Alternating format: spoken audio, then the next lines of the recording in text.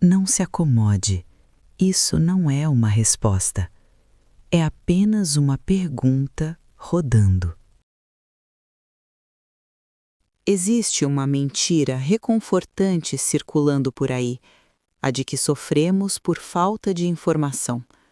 Dizem que o mundo é confuso, que falta clareza, que se você ler o livro certo ou fizer o curso certo, a névoa vai dissipar. Mentira. A verdade é insuportável, por isso você fabrica a confusão.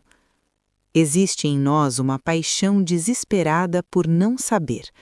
Não é que você não saiba o que fazer com a sua vida, é que gastamos uma fortuna em energia para não admitirmos que há algo em nós que já sabemos.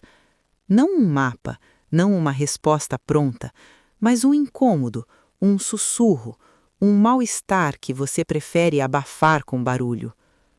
Enquanto você não sabe, você não precisa agir. Enquanto você se sente perdido, você pode permanecer parado. A ignorância não é um vazio de conhecimento, é um escudo, mas um escudo que também é uma cela. Ela te protege da verdade, sim, mas ao preço de te manter preso numa posição que, por mais que doa, você não quer largar. Você se entope de ruído, de metas irrelevantes, de discussões inúteis, apenas para abafar o sussurro que vem de dentro e diz: tem algo aqui que você não quer ver. Você não está perdido no mundo, você está apenas muito bem escondido de si mesmo. Vamos olhar para a mecânica dessa traição. Toda vez que nós negamos o que sentimos, para satisfazer o que esperam de nós geramos um resíduo. Toda vez que você diz sim para o mundo, enquanto todo o seu ser ensaia um não, você assina uma nota promissória contra o seu próprio corpo. E a nossa biologia, ela não aceita calote. Ela cobra com juros abusivos. A doença, muitas vezes, é a única solução que sobrou para o seu conflito. Quando você não consegue dizer chega, o seu corpo opera a ruptura por você. A gastrite que queima, a insônia que te vigia, o pânico que te paralisa antes de um compromisso que você odeia, isso não são defeitos. São as únicas verdades que sobraram em você. É o seu organismo sendo mais honesto que o seu discurso. O sintoma não é um erro do corpo, é um acerto de contas. É o grito de uma estrutura que está sendo esmagada para caber na expectativa de alguém. Nós gastamos a nossa saúde para manter intacta uma fachada de pessoa funcional, de profissional infalível, de alguém bom. Mas entenda, o seu corpo não se importa com a sua reputação. Ele só responde à verdade do que você sustenta. Se a nossa vida é uma performance para uma plateia que nem gostamos, o colapso não é uma falha. É o único final honesto. A dor é o sinal de que a sua máscara começou a pesar mais do que a sua pele pode suportar. Existe uma satisfação sombria, quase obscena, em habitar o próprio ponto cego.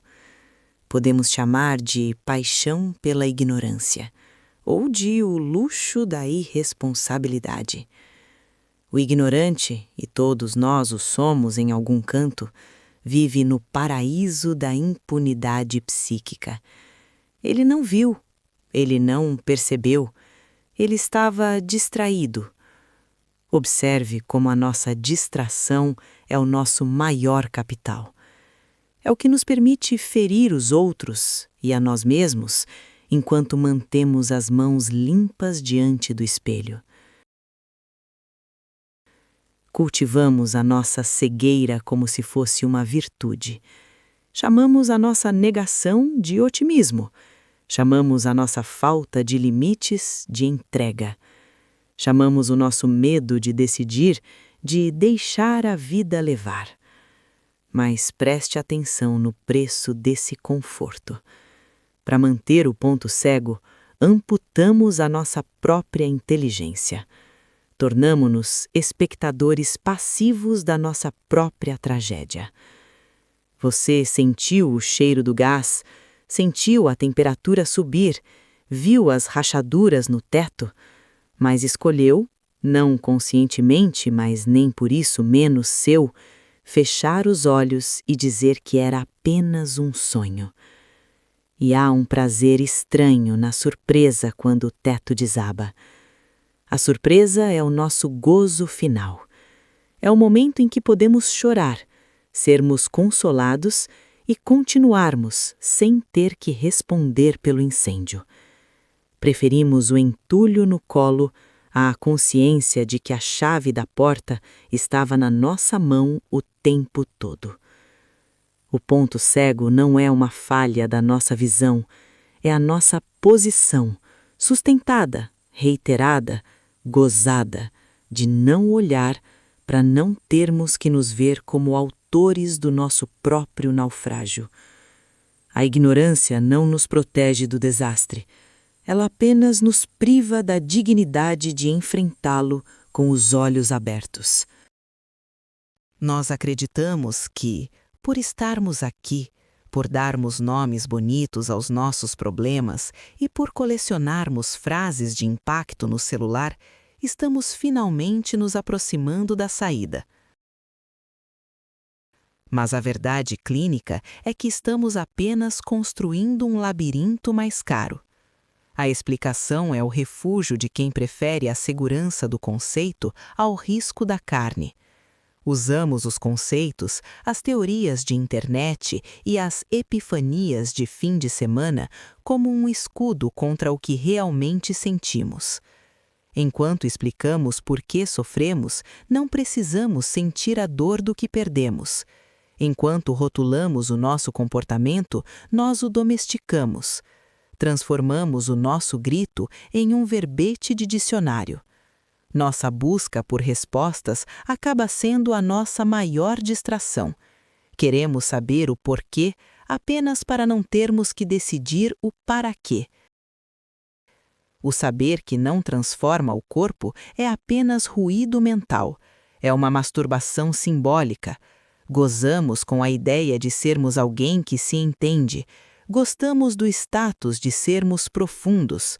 Mas, no fundo, continuamos os mesmos sujeitos, com as mesmas repetições, apenas com uma narrativa mais elegante para justificá-las.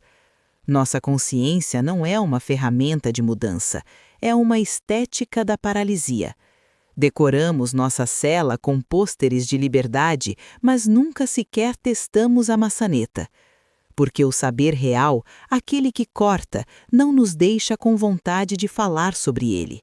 Ele nos deixa em silêncio. Um silêncio que nós, no nosso desespero por barulho mental, não suportamos sequer por 10 segundos. Chegamos ao ponto onde a nossa farsa não se sustenta mais, onde o eu não sabia se revela como o eu não quis ver. Qual é o custo final da nossa paixão pela ignorância? É o assassinato da nossa própria potência. Para mantermos a nossa cegueira, tivemos que matar o nosso desejo. Tornamo-nos zumbis emocionais, que flutuam pela vida sem nunca aterrissar na própria pele. A verdade não vai nos libertar. A verdade vai desmoronar o personagem que amamos cultivar por décadas. Vai incinerar a vítima, o injustiçado, o mal compreendido. O que sobra depois que a ignorância morre? Não é um final feliz de filme. É a solidão ética. É olhar para o desastre da nossa biografia e não ter mais ninguém a quem culpar. Nem o passado, nem o trauma, nem o outro. Apenas nós e a nossa escolha de termos sido cegos. Saber quem somos é um exercício de luto. É o luto da pessoa que poderíamos ter sido se não estivéssemos tão ocupados fingindo que não sabíamos o que estávamos fazendo. O espelho agora está limpo. A névoa se dissipou. E o que vemos não é um herói trágico. É apenas um sujeito que preferiu o conforto da cela ao risco do céu aberto. A ignorância era o nosso subsídio. A consciência é a nossa falência. Estamos prontos para sermos os herdeiros do nosso próprio vazio?